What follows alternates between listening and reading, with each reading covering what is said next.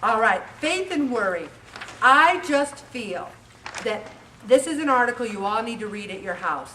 Nothing we know from the Bible can lead us to expect that we who are God's children are immune from harm and suffering.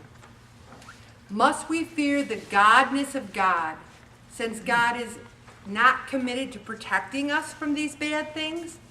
He didn't say he would. So we need to say, if God deviates from the pattern only when he has a purpose in mind, we need to sometimes look back and go, what was I supposed to learn from that? I've started doing that. Things will happen and I say to Bob, what am I supposed to learn from that? I never did that before. I was like, why did that happen? Now I'm like, I do that a little bit, but I'm back. And I was like, what am I supposed to learn from this? Because if hurricanes and floods and burning houses and rapes and murders were everyday occurrences, we'd be like, oh, they got raped and murdered. That happens all the time. They're the exceptions. All of our worries about the worst possible things are exceptions. We need to understand that God is for us. And the ultimate tragedy is not death. The ultimate tragedy isn't death. There's no secret. We don't live to be 70 or 80 years and someone says, oh, you're going to die. You go, what? Are you kidding me? I'm going to die? No, we know that from very early age. That's not the ultimate tragedy. The ultimate tragedy is not to live in faith and to learn our lessons and not to surrender, as Charmaine said, to God. All right, this is really good. We accept the reality of God's goodness and care, and we say, you know what? He loves me. I'm going to trust him.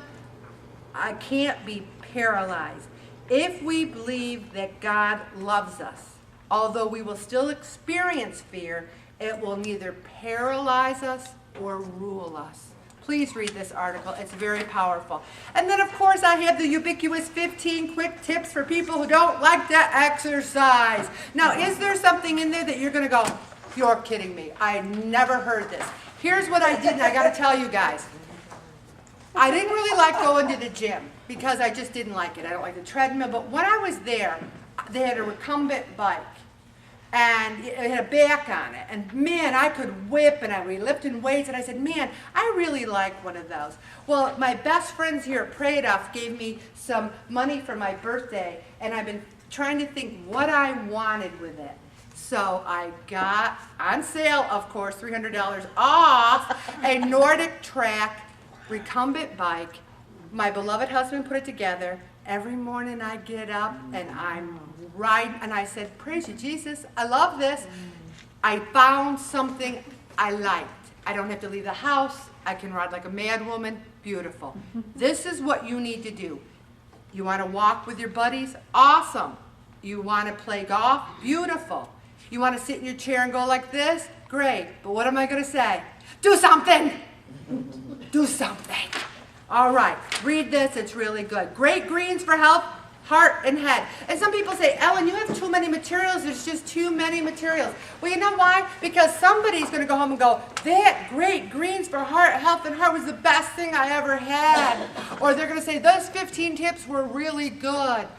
It's a cornucopia. Some will love it, some will ever. And no one is so busy that you can't be sitting there watching TV, flipping through the packet.